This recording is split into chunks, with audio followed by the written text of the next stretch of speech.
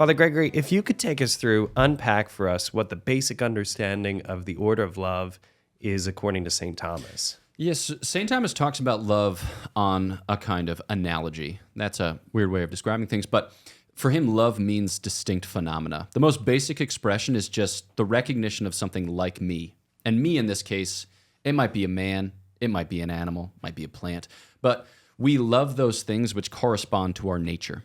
And in our experience, one of the most basic expressions of that is like our passions or our emotions.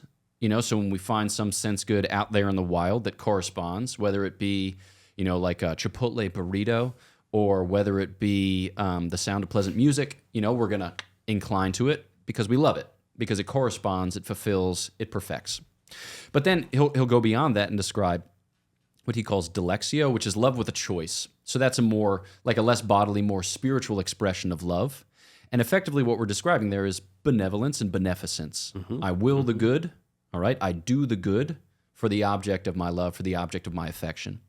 And then beyond that, we'd identify charity, which is a virtue which God himself bestows, which he infuses, which we can't create of our own willpower, or like with our own resources, but that we can kind of unpack or cooperate with over the course of our life.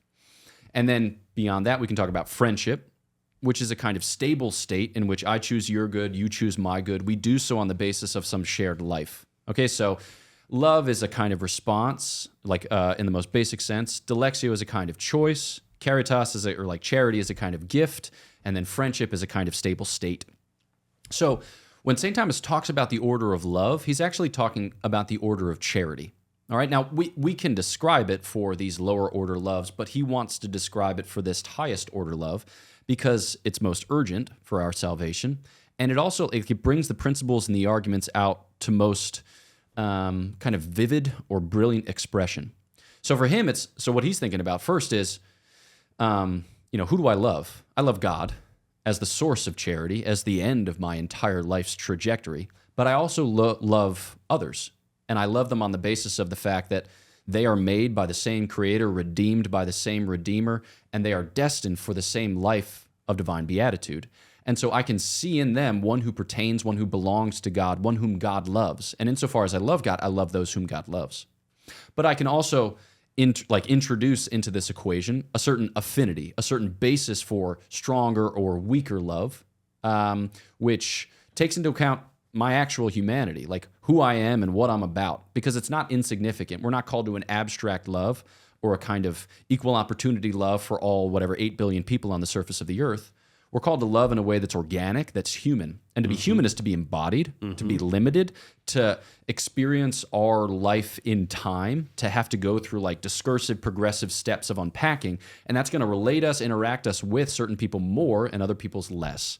And so for him, he treats it in the Treatise on Charity after describing charity itself, and then the act of charity, whatever. But then he'll talk about the subject of charity and the order of charity, before then going into a bunch of other considerations, which need not detain us here.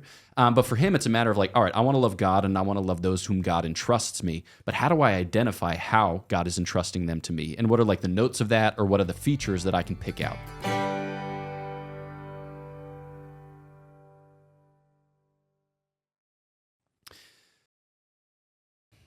If you had to choose between getting Warby Parker glasses, subscribing to a YouTube channel, or flossing your teeth, what would you choose? Oof. I guess, to be honest, subscribing to a YouTube channel. See, folks, it's not as bad as flossing your teeth or getting Warby Parker glasses. Please subscribe to Godsplaining. Cheers.